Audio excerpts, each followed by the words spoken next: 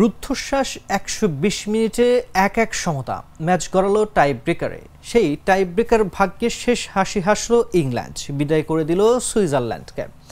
সুইসদের ৫-৩ ব্যবধানে হারিয়ে ইউরো কাপের সেমিফাইনালে উঠেছে গ্যারেথ সাউথগেটের দল। টাই ব্রেকারের শুরুতেই কোল পালমার শট নিয়ে গোল করেন, এরপরেই ম্যানুয়েল আকানজি আসেন সুইসদের হয়ে কিক নিতে, এসে মিস করেন। ১-০তে এগিয়ে যায় ইংলিশরা। দ্বিতীয় শট নিতে এসে জুড বেলিংহ্যাম গোল করেন। সুইসদের হয়ে ফাবিয়েন শার দ্বিতীয় শট নিতে এসে গোল করেন, ব্যবধান কমায় সুইসরা। টুর্নামেন্টে খারাপ খেলার ধারাবাহিকতা এই ম্যাচেও বজায় রাখে ইংলিশরা। সুইসদের ডি বক্সের ভেতর নজর কাড়ার মতো তেমন আক্রমণই করতে পারেননি তারা।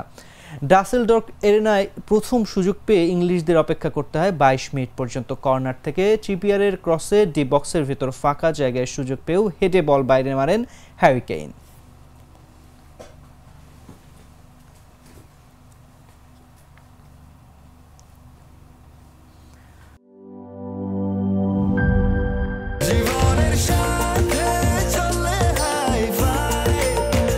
স্বাস্থ্যকর অল টাইম ফ্যামিলি কেক, সব সময় অল টাইম হেলদি লাইফ।